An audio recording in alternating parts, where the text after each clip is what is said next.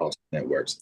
Well, good morning, you all. The time now is 11:30, and as you see, I'm making do this morning. My computer is still going through updates, but I'm being resourceful and I'm using my phone. But we want to move on with today's last session. So we're so excited to have Krystal back with us this morning.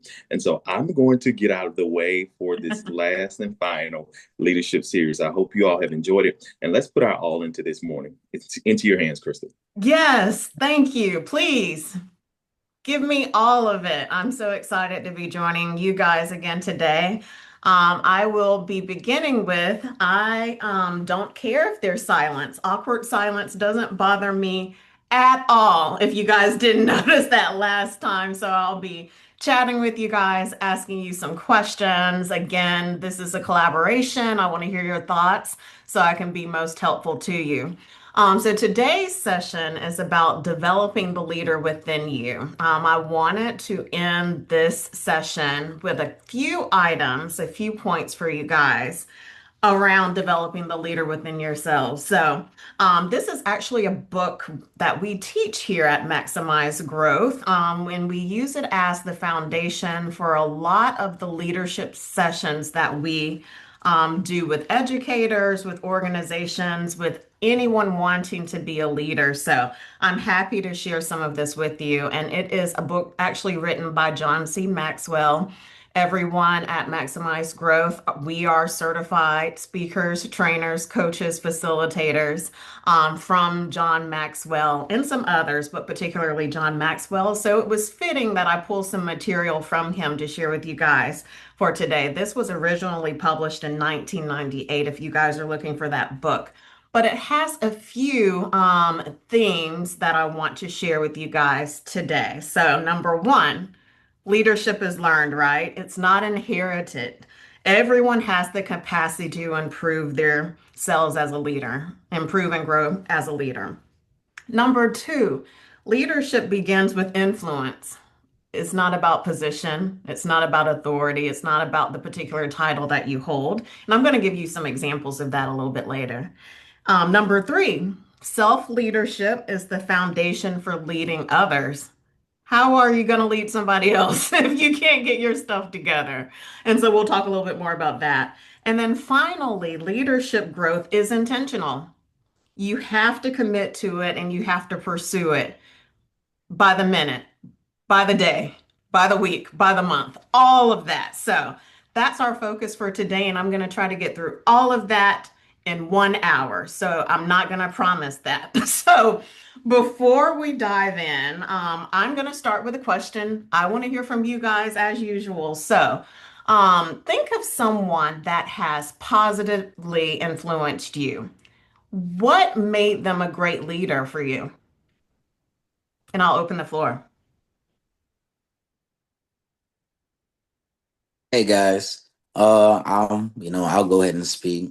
One of the great leaders that I've truly seen, I would say, is Mr. Kenny. What he's been doing is to be a leader is first you have to have a vision, like you say. You can't just do something if you don't know what you want to do. So this is the third year, and it's like a snowball. It's progressively getting bigger and better as it goes on. But a lot of I say with the growth is the feedback. He listens. I know, like last year we had. I think the white water got rained out, but he listened to, hey, when y'all trying to make it up, if we can't all go, y'all all can get your own tickets. But listening and having feedback, a leader is not just a person that just does what they want, but you listen to everyone and then develop the best course forward. I love that. Can we give Mr. Kenny a hand, everyone? I don't see hands. Hands. Anyone else want to share?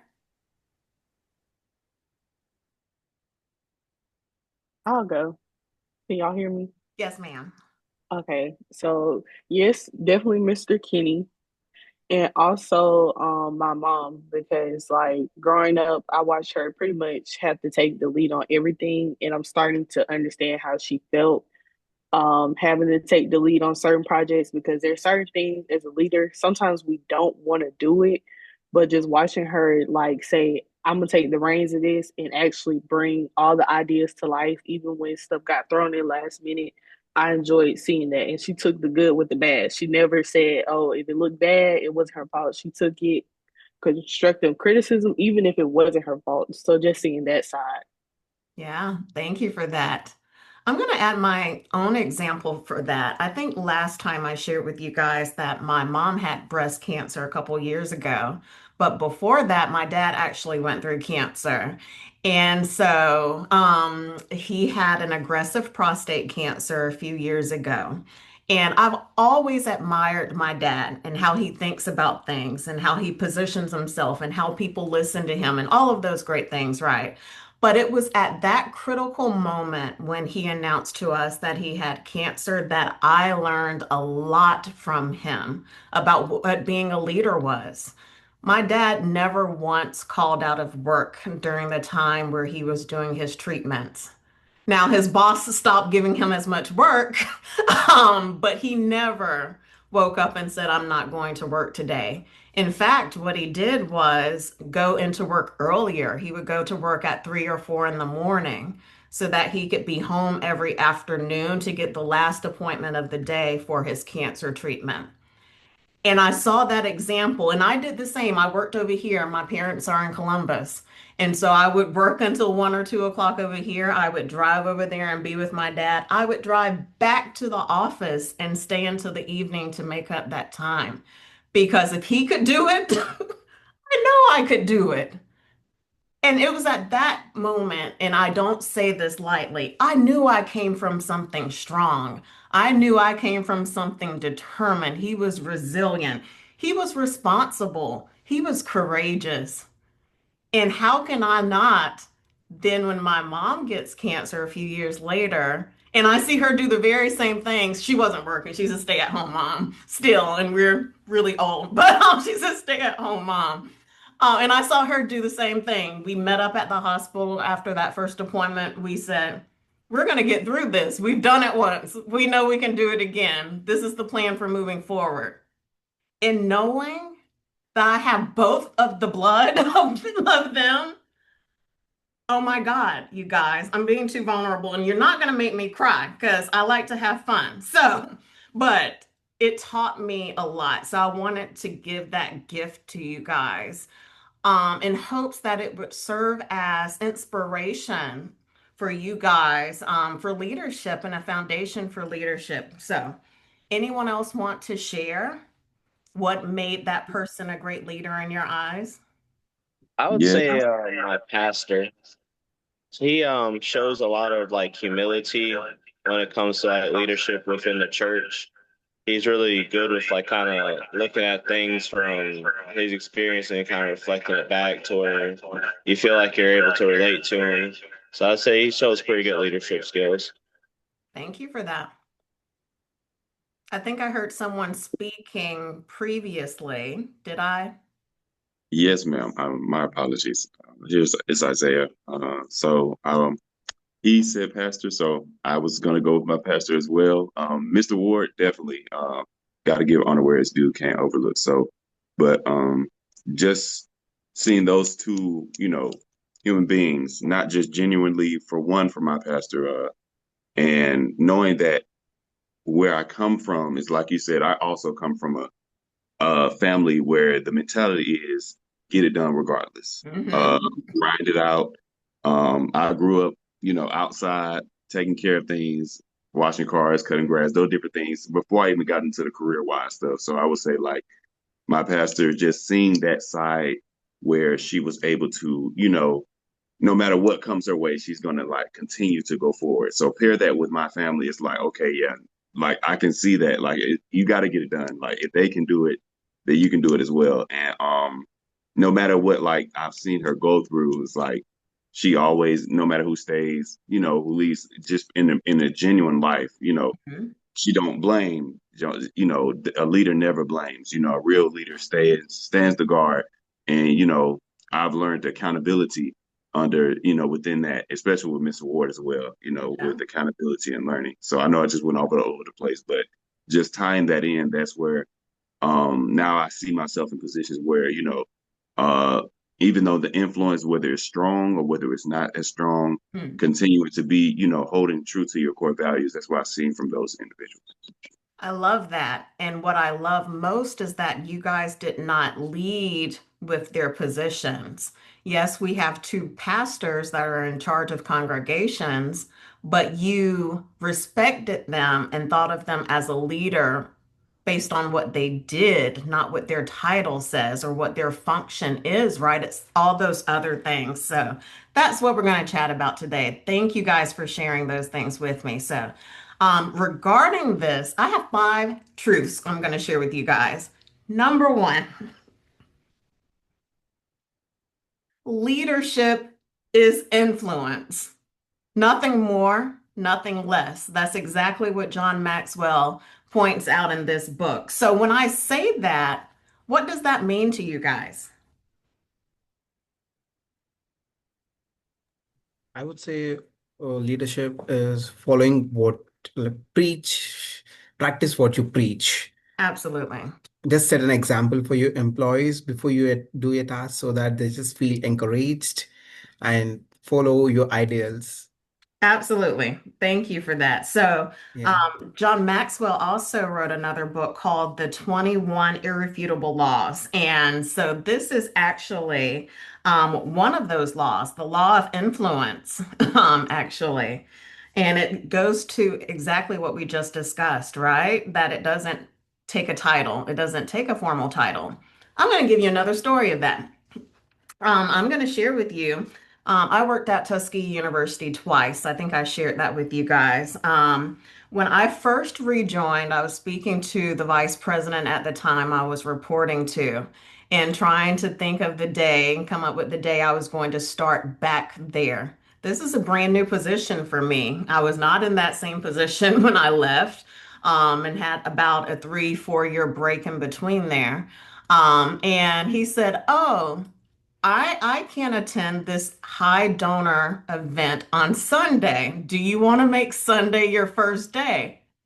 And I'm like, that is crazy. No, I don't. But I could not tell him that at the time, right? I'm stepping back into a function. It's new.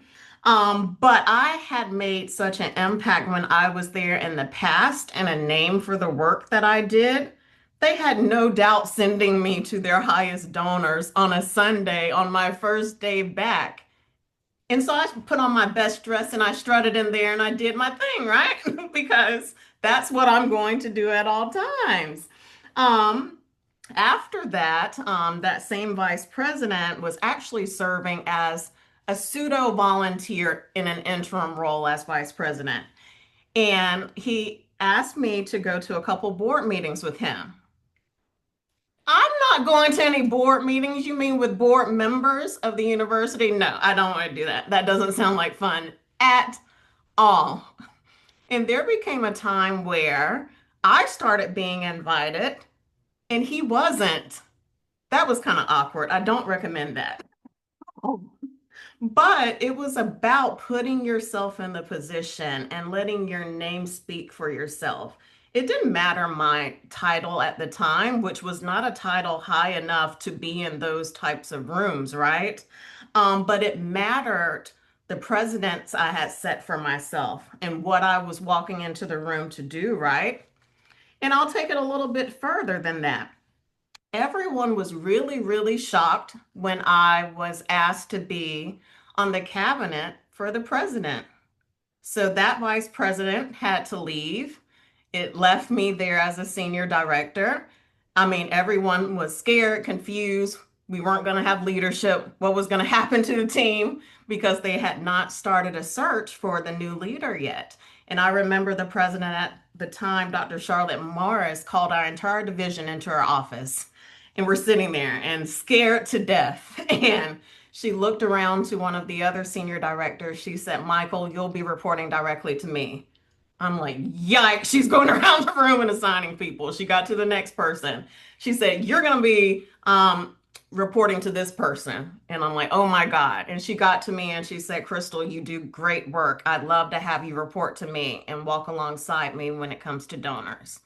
So it didn't matter what the title was at the time. That's what I'm trying. I keep saying that over and over because it's how you position yourself and the influence I had made at Tuskegee that made that impactful. And now I can have that on my resume and I have to explain it often because you don't see a director sitting in those types of meetings, but I was in the room for those things.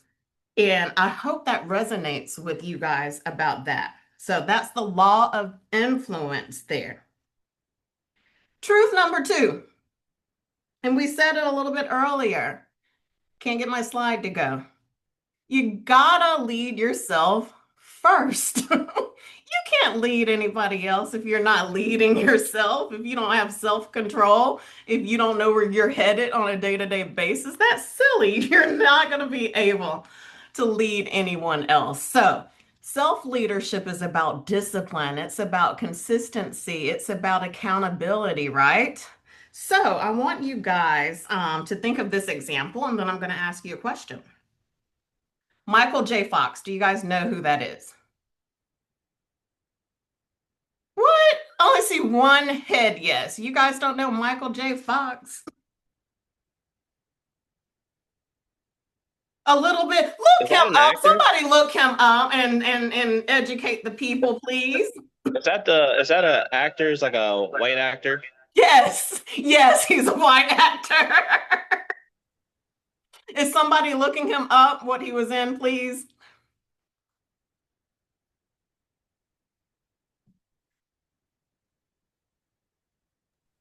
I think someone put Back to the Future. Back to the Future. Thank you very much. Well, I mean, this example is not going to resonate to you. I thought that it would, but Michael J. Fox in 1991, at the age of 29, was diagnosed with Parkinson's disease, right? He was at the height of his career when he was diagnosed, and that's quite young to be diagnosed with Parkinson's disease, which is a physical limiting disease, right?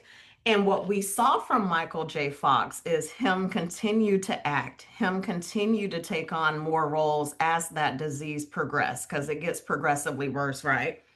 And what he did was turn that into motivation and a different purpose for his life and calling for his life after. So he created the Michael J. Fox Research Foundation that awards millions of dollars every single year towards research a cure for this disease, right? So I always think about him when it comes to resilience. He could have stopped being an actor, right? He could have dropped out of Hollywood and went back to wherever he's from and sat down.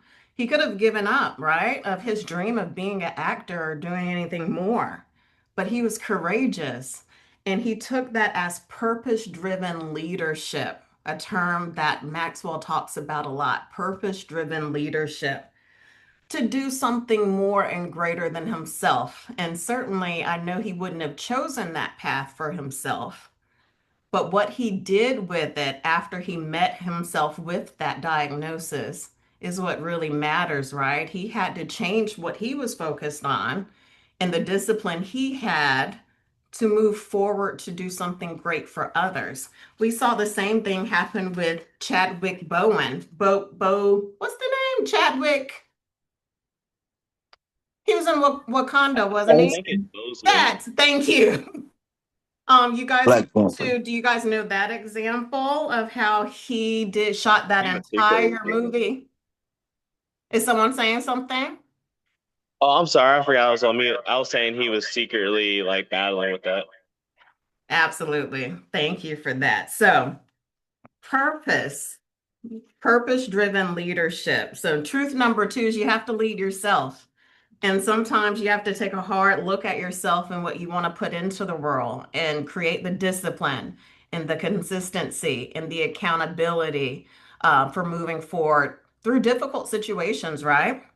So I want you guys to pause and consider and tell me, where are you currently leading yourself well? And where do you need to be more intentional about how you're leading yourself?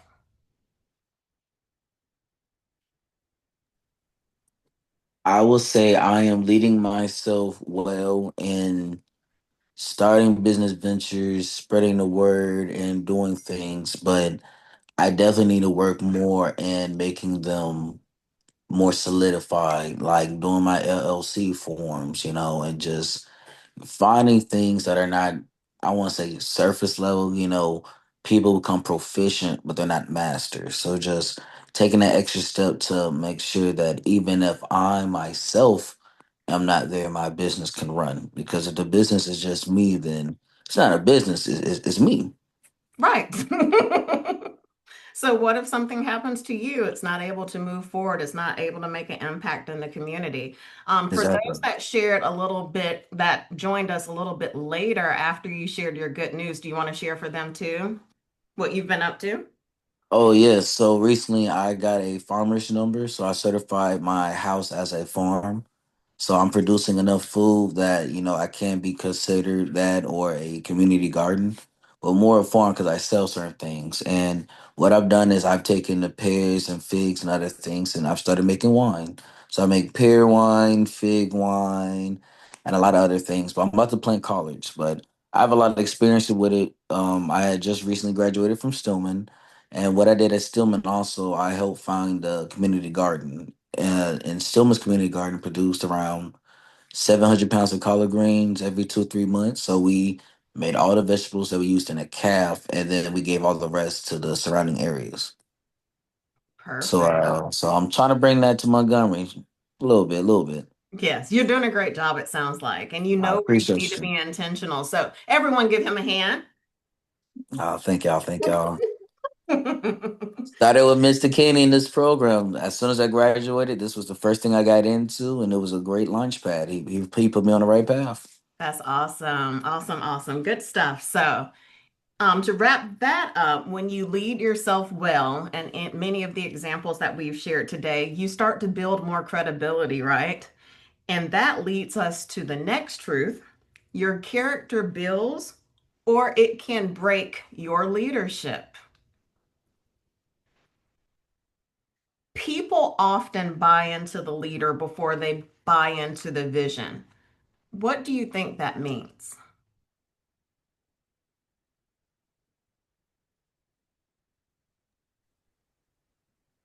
I know people say that the most valuable thing is your name, so I feel like it's accountability. If so, if it doesn't matter what it is, it's the part. It is kind of like the dependability. No matter what it is, as Obama walked up to me and said, "I need your help," hey, you got me. You got me.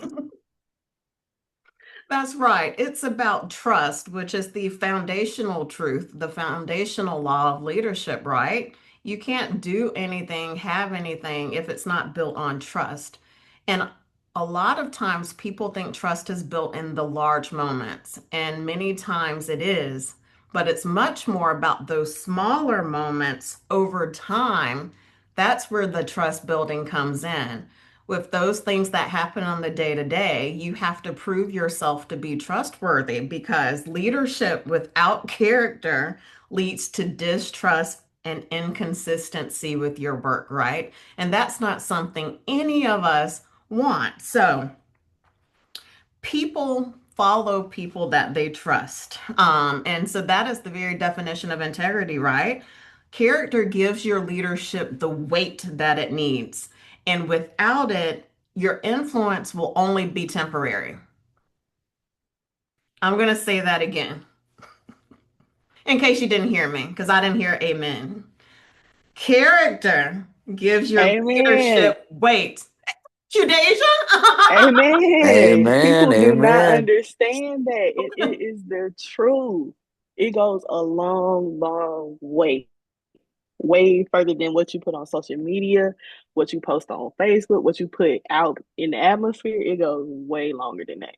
Absolutely. I feel like you have a testimony. So tell us where this passion's coming from. Ooh, I really do. So I'm in the process of establishing myself Mhm. as a business person because one, I always been in church.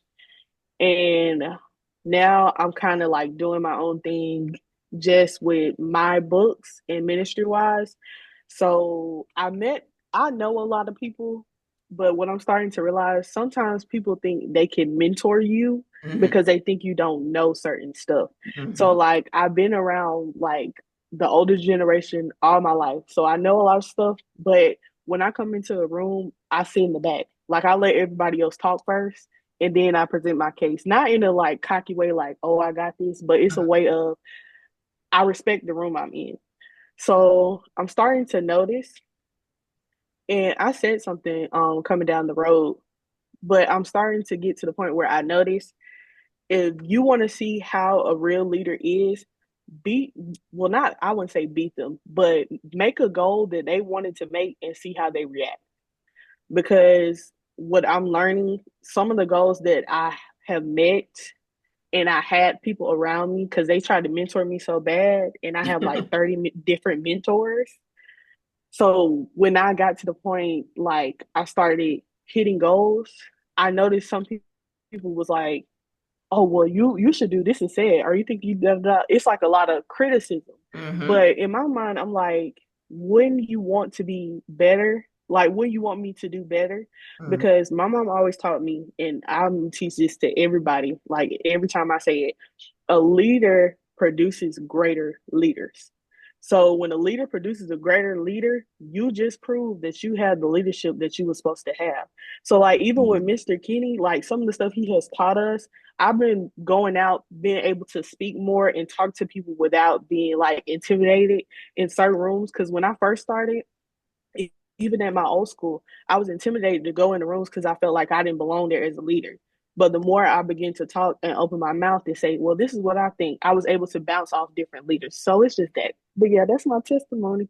I love that. And you shared so many great things. The last thing you hit on is imposter syndrome, and I have been there so many different times. That's exactly what I was thinking when they're like, go into this and go to this event, come in the president's office. I'm like, I do not belong there. I am not polished. I like to have fun. I always have a joke for you. You guys do not want me in the room, right? And I knew it was so much more than that. The thing about being a great leader is leading from where you are and being true and authentic to who you are and what you know. And I had to start looking at myself in the mirror and saying, you've done X, Y, Z, like the goals that you've accomplished. No one can take that away from me. And I shouldn't be shy about that. I should be able to say that, and it's not cockiness, it's not conceited, it's not any of those things. I have a lived experience that I think could benefit someone else. That's the attitude from that. So I hear you. Thank you.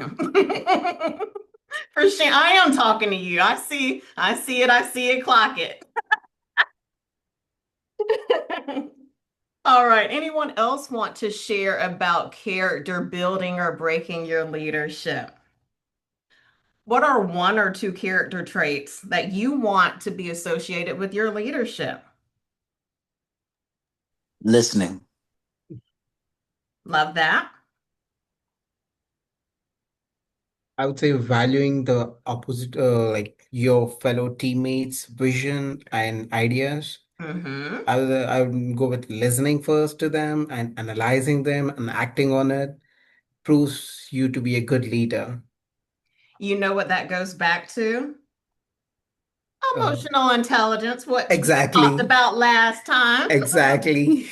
Anyone else? Krystal, I would I'll say jump in here. consistency. Go ahead. Sorry. Consistency. Consistency, absolutely. Mr. Kenny, you were going to say something to me? I'll jump in. I was listening to Deja a minute ago, and I heard someone say before that you will never know more than your leader. And sometimes I think outside the box. I think if those who are following knows no more than you have not done your job. You're still in my thunder. That's truth number 4. Oh, really? Oh, well, let me hush. We're on 3, Mr. Kenny. But continue. I, I, I just agree. Similar to what she was saying, if I've done my job as a great leader, then I should push you to know more and to go farther than I went. That's how I know I've been successful. And a good leader would be happy to see you surpass their goals and accomplishments. I'm going to be the first one in the background saying, round of applause.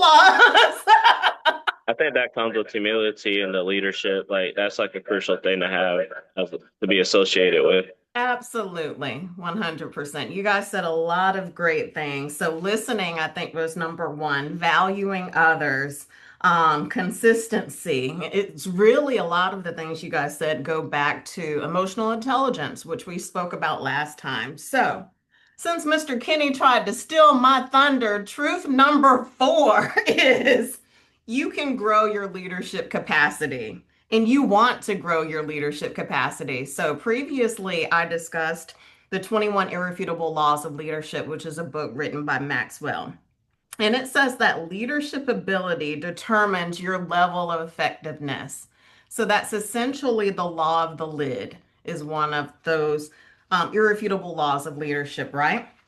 So leadership development lifts your lid on your development. But what it also does is when you raise your lid, everyone under you raises their lid, right? And your work in your team, the lid is raised. Teams are only as good as its leader. And so if you don't believe in investing in yourself, having a higher level of influence, having a higher level of capacity, you're not going to get anywhere. They're going to be limited by where you are at that time, right? Can I get an amen for that? Amen. Thank you. Amen. And that that growth has to be targeted. So a lot of people go into situations where they say, "Oh, I'm going to grow. I'll make sure I read something in my email or something." But if it's not intentional, can it really be called growth? If you're not focusing on it, can it really be called growth? And it can be targeted in any area where you want that to be. So it could be communication, it could be problem solving, it can be emotional intelligence. I'll give you this example. So when I started here as operations manager last year, I had the job description, right? I was going to be in the background. I was going to be preparing these slides and doing those types of things to prepare the team to go forward and go out and deliver the material. That was my role. Very happy in my role, by the way. I was very proud. And it was my leaders here that looked at me and said, and they started asking a lot of strange questions. I didn't know why they were asking me so many questions, and I hate questions, but they did it quite frequently. What more do you want? If you could see yourself somewhere else within the company, where would that be? What do you value in a role?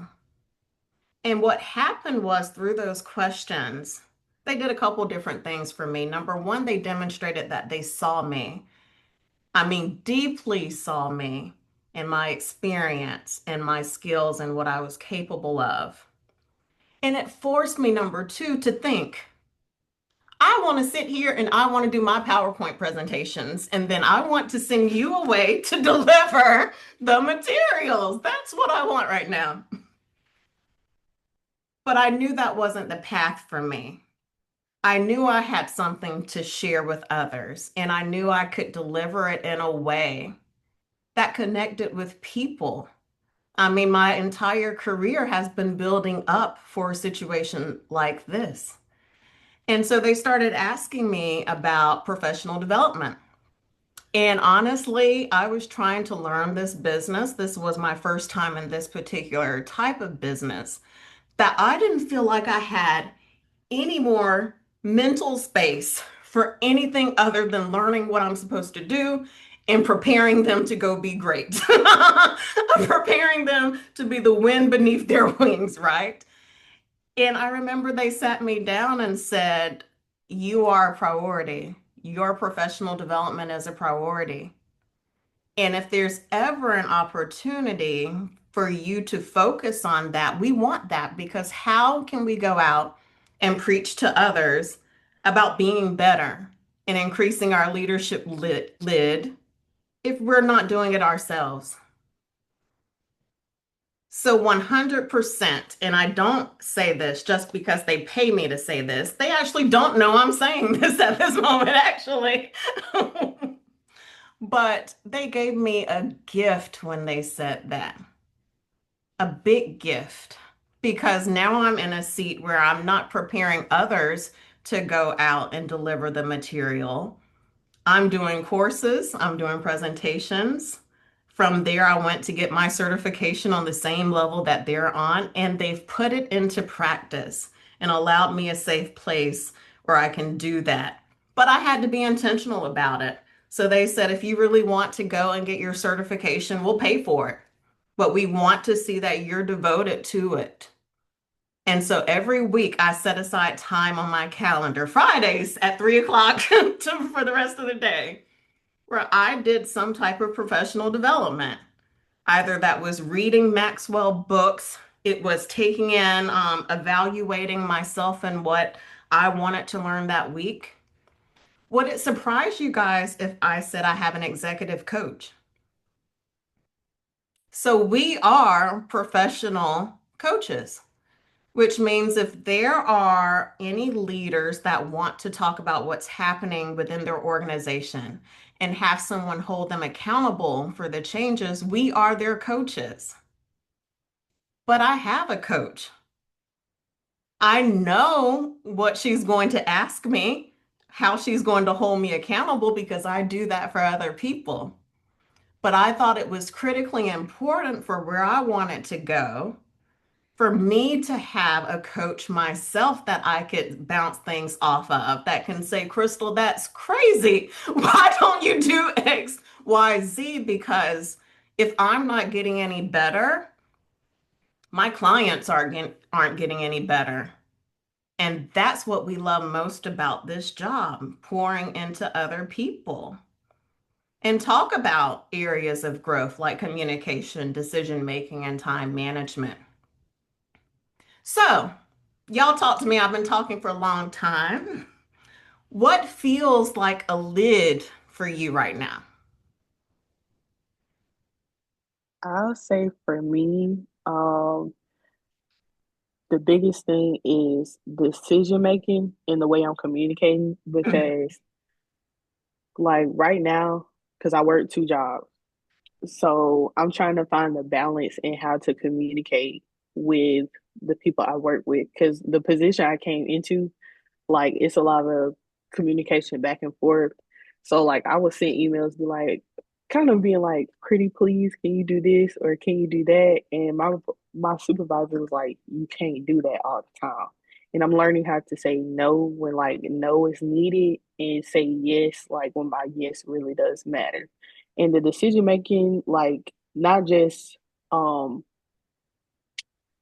business wise, but social wise, because I'm starting to realize like business wise, it's it doesn't affect my social life, but it does make a difference because you gotta be careful like who you're friends with. Because some of the conversations I was having, and I can share this, it's not bad, but like one of my closest friends, we're not friends anymore because of my choice to elevate. And I know like her time is gonna come soon, but I had to be very careful about like how soon I was doing like a lot of stuff, like accomplishing my goals, how certain people looked at it. So I had to be okay with walking alone as a leader. That that's the way to put it. Like being by myself. Because at first I was like, well, I want everybody, but sometimes everybody can't really go. And I'm starting to understand that because like I've been raised around leaders that like get their job done. They don't let nothing come in between it. But like growing up and being around other people, everybody don't have that same understanding. So it's like trying to find the group of people. Well, I found my group now, but being able to find a group of people that understand, like if I have an idea, hold me accountable. Like don't tell me, oh well yeah, you can just put in chat GPT and get it done. Like you're gonna hold me accountable, like you're checking in on me, like, hey, you finished your project for this week, or like what we coming up with, what's the next graphic? Somebody had asked me, one of my friends asked me, when book two just came out. They asked me when book three is getting started. Like, slow down a little So bit. yeah, I'm like, wait. So it's just having that atmosphere around. But yeah, Yeah. that's for me.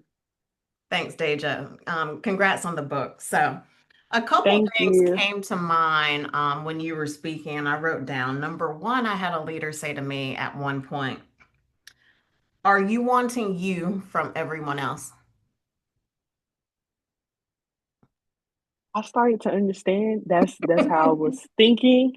And I'm literally like getting the phrase like understanding Hmm. everybody's not dating. And I have some things too that I'm really working on as a friend because I am a perfectionist. And like I'm in my and I don't know if everybody believes in God, but I'm learning to have patience and have grace where grace is definitely needed. Because sometimes people don't think grace is needed, and it Hmm. really is. Yeah. It's about broadening your viewpoint and your mindset on those things and knowing that everyone's not the same. Everyone's not going to complete things like you do. Not everyone's on the same timetable as you, and you may want to really push them forward. But if they're not ready, they're not going to be receptive to that.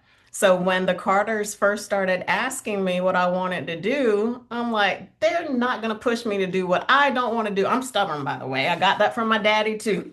They're not going to push me to do something I don't want to do. I had to be ready and make that decision for myself. I had to say, Krystal, you're ready. You have something to share. And that couldn't come from anyone else. The other thing I wrote down when you were speaking is in regards to communication is you have to communicate with people. Here's the number one mistake I find people make is they communicate how they want to communicate the information without thinking about how people receive the information. Is if my goal is to get you the information, it doesn't matter how I deliver that on my end. My job is to make it most understandable. So if I have to alter how I deliver that in order for you to receive it, then that's what I'm going to do because the point is for you to get the information. Like that is the point. So if you start with the end goal in mind and say, this is how I'm going to communicate it, this is how I know they receive information best, so this is how I'm going to communicate it. You'll get out of your own head about how you're framing things and what you're putting in that because the end goal is to communicate. And you're not communicating by just saying it. You're communicating when they have received it. I don't know if that's helpful. Anyone else want to share? It is. Yes. Current, Yes. So was it the? So we're asking for what feels like a live for you right now. Is the current? Yes. I Yes. know we're So talking about a lot all over the place, but yes, that's the no, question. you're fine. You're fine. Listen, that is my capacity. I have to learn how to be specific. People tell me all the time, but yeah, that's me. I was gonna say, I would say to kind of agree. I agree with Deja because I can see where I am growing in a certain area, but like when it comes to like communication is one. I would say, not everybody's gonna see it the same level. They're not gonna think on the same level. My time management and being able to be direct in what, we have to be direct in what we want. If something's on, if you have a goal in mind and you have it for a team and you know that this goal is the way it needs to go. Being able to specifically give it to the team without trying to, you know, harbin it down or water it down or make it seem confused because then you never know. Team members, they receive perspectives and different things in different areas. And I would say growing with the part that you talked about where how can you lead when you're not, investing into yourself? Yeah, you kind of exposed me with that one because that was it. Uh-oh. That was it. I heard that previously a couple of days ago, 2 days ago, actually, at one of our services. Being able to grow as a leader. So I know this is right in alignment. Like Deja said, I don't know who believes in God. I'm a firm believer of Christ. I do believe knowing, just seeing this now is where I need to, the passion that I had to go, whether it's building my leadership goals, like you said, on some Fridays, you will build your professional skills. I have been one that has stayed on top of those things, but now I saw that it dwindled, and now I can see myself getting back into where, I'm being more intentional and Mhm. integrable about where I want to go with my professional life and just my career life as a person and my character as well. So it's given me more of a push and a stress to be all that I can be because I know that it's needed. So I love that. I'm sorry for calling you out, but I felt like you needed no, it. you good. It was needed. And I chose Friday afternoons for a couple hours because that was the best day for me. But it doesn't even have to be 2 hours, you guys. We all waste a lot of time, and I am the queen of wasting time when I don't have to. And it can be something as simple as on the way to work, I listen to the Maxwell podcast. 20-minute ride, done. And I've learned something, and it's given me something to contemplate for the rest of the day. It could be 5 minutes a day, but you have to start somewhere and you have to start with it being intentional. That's all I'm saying. That's all I want you to receive from this, that it needs to be intentional, right? But there are some times where there are some growth gaps. So I want to talk about four of the most common growth gaps that you'll see. So number one is the assumption gap. I'll grow automatically. If I just go sit and do my job, I'm going to grow automatically. Does that not sound silly to you guys? It's not an automatic thing. And you're making an assumption, and you guys all know the definition of assume. I don't think I'm allowed to say it on here, so I won't. Number two is the knowledge gap. I don't know how. So that's another thing that my dad did for me. He never allowed me to say, I don't know. With as many resources as we have at our disposal, the internet is number one. Now we have all sorts of AI. You have your colleagues, you have your superiors. It's a lot of places. You have different channels and mediums. You have TV. I mean, you have podcasts, you have events and conferences. It's so many places where you can learn just about anything that you want to learn. So saying, I don't know how and not doing something about that is not an excuse. Sorry to tell you that. It's just not an excuse. And I hate when I hear that because if you ever hear me say, I don't know, I'm going to say, but I'm going to figure it out. Give me 24 hours to at least start somewhere and gain some type of knowledge. So, this is our podcast room. I have no idea how to do a podcast. I have no idea what this round thing is above my head, what this camera is right here, what those things are back there. But you had to learn because we had a goal that we wanted to hit, right? And we knew that if we could amplify our voice, we could make a greater impact in our community. So somebody had to learn how to do this and get these and put them in here and all of that stuff. Timing gap. You guys may have gotten that from me when I started telling you guys about my professional development Fridays. It's not the right time. I just got here. I'm trying to learn maximize growth. I'm trying to learn leadership development. It's just not the right time. Any time is the right time when you put your mind to it. Any time is the right time. And you have to make time for what's most important. So it's typically not a timing gap. You're using that as an excuse to weigh you down and not make progress. I'm gonna get off that because I don't think y'all like that one. So the last one is the mistake gap. I'm afraid of failing. So someone earlier said they're a perfectionist. I am too, secretly. I like things done right. I like it to look pretty. I like us to present ourselves very well, very professionally. And if I can take it as far as I can take it, that's what I'm gonna do. But some really great people called Walter and Tasha Carter, who happen to pay me, told me that it's progress. progress over perfection. We're not always going to get it to the final being, nor should we spend the energy trying to perfect something.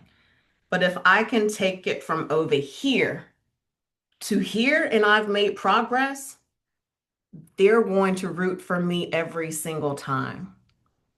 So progress over perfection is something that I want to leave with you guys today.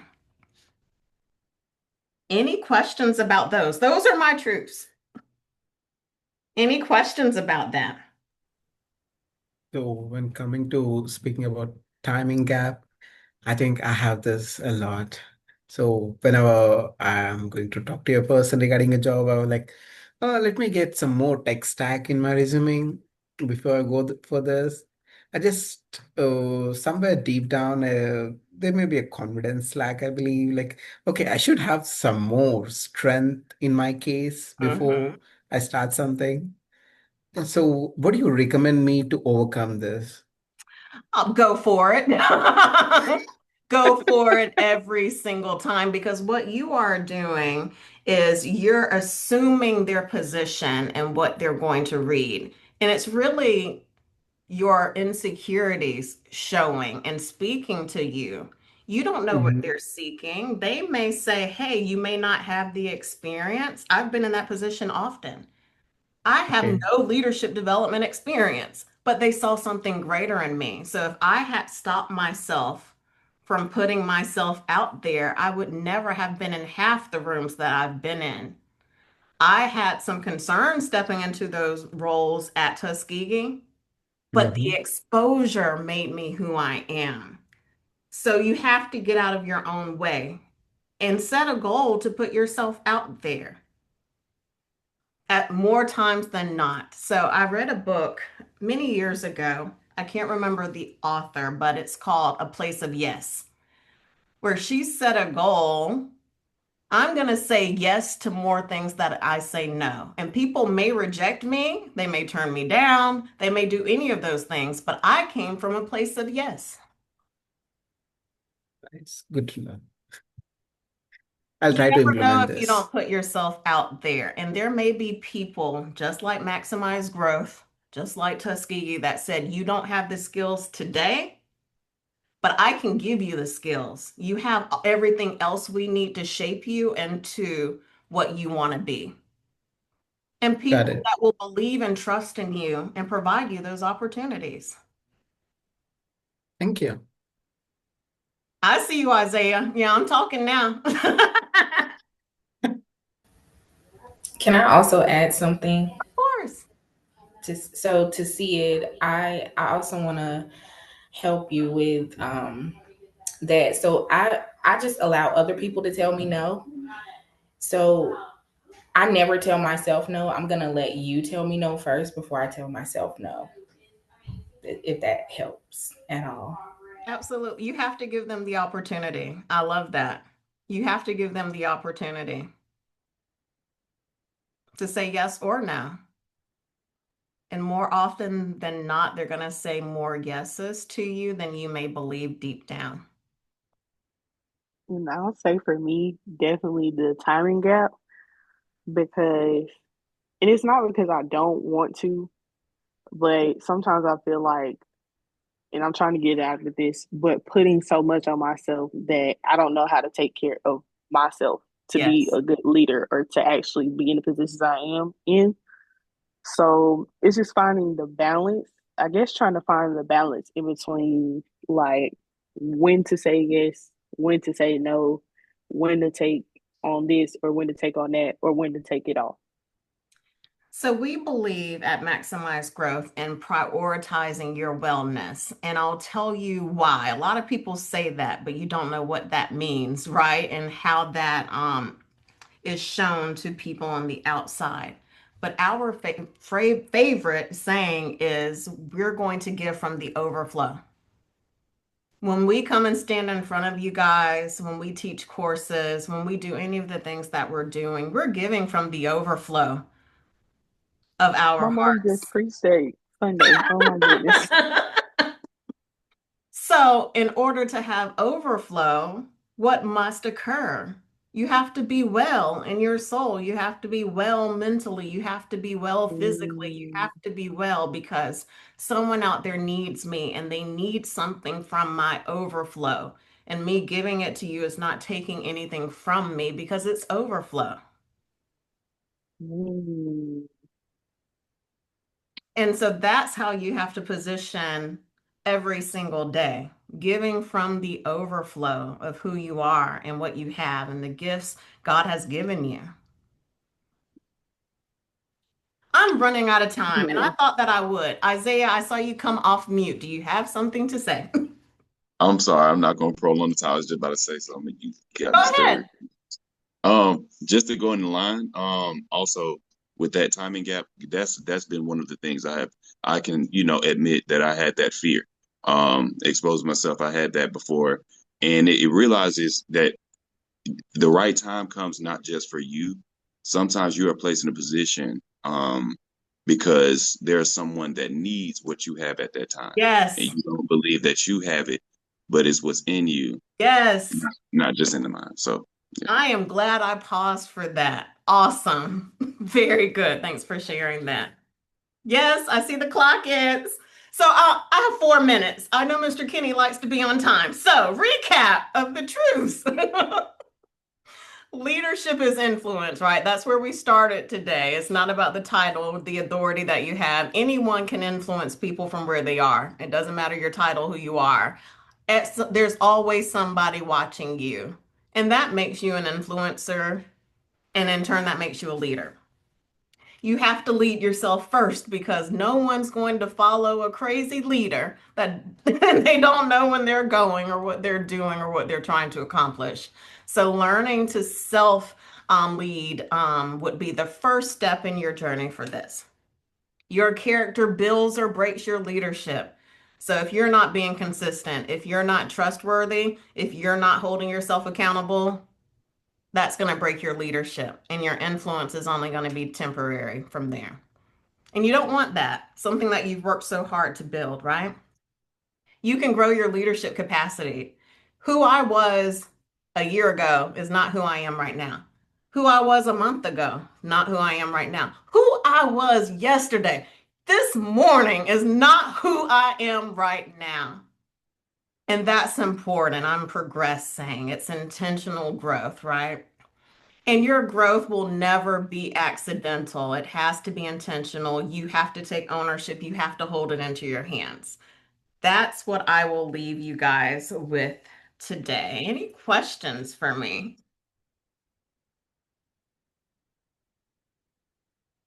Okay.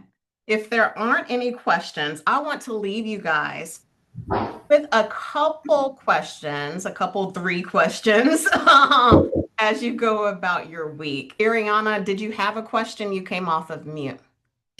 Yes, I was going to say, how do you feel about the term fake it until you make it?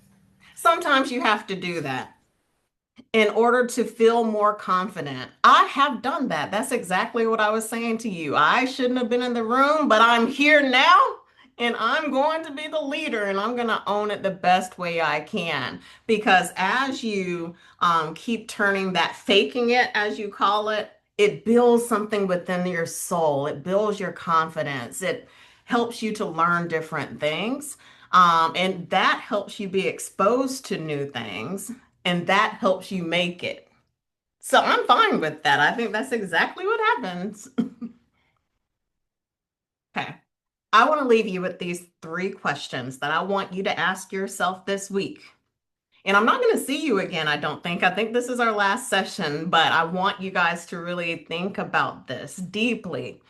What's one leadership habit I want to build on this week? What kind of leader do I want to be remembered as? And number three, what's one intentional step I'll take this month to grow in order to get to where I want to be? All right, thank you guys. Oh, and I said it last time, we're looking for an intern for next year, a marketing intern. We'll do some light administrative work. We're trying to do a lot within the company, and we want to give back and provide a space for so we can teach people and mentor people that may want to go into this field. So if you guys are interested, please send me your resume at Krystal, spell like the burger, at maximizegrowthllc.com. Thank you, Mr. Kenny. I'll turn it back over to you. Thank you so much, Krystal. I was giving some deep looks while you were talking because I know there's a few people that's looking for internship in marketing. So hopefully they'll be reaching out to you this week. Thank you so much again for the sessions. I think they have really enjoyed it. I have enjoyed it. I'm back up and running now, so that's why you saw some movement. My computer is finally back up. I want Awesome. to It only took, what, 3 hours? 3 hours. I want to give out two awards, but before I do that, Krystal, I also want to invite you out next Thursday if you are available. Is graduation night, so that'll be next Thursday here at Yes, the yes, yes, chamber, yes, yes. I'd be and honored to be there. that'll kick off at 5:30. So Where's the from five, location? here at the Montgomery Chamber, room 215. I will be there 5:30 next Thursday. And so we'll give out these two gifts today. I was going to do lunch, and then I thought about the other night we were at the Biscuits game. So I saw some of you eyeing some of the stuff that was on the table. So what you all did not know is I actually went down bid and won two of the items. So I have a signed baseball here, and then she gave me another one. So I'm gonna be giving these away today. And so the first one I'm going to give away was the first person who came into the room today, and that would be Ariana. Hey. One.